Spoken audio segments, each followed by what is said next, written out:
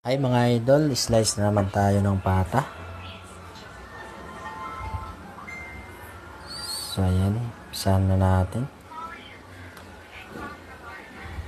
Dito medyo kunting ingat lang tayo mga idol. Medyo delikado itong machine natin. Pang slice ng pata, napakaganda ng slice natin. Ayan, quality. So itong mga pata pala na ginagawa ko mga idol, galing sa sariwa pala ito. Ito yung mga tira lang namin sa display.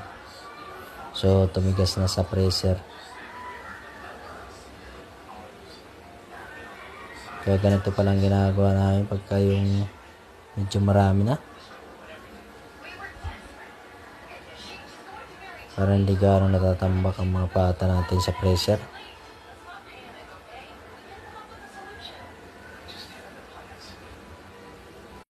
So ayan mga idol, dito na lang ang video ko na to.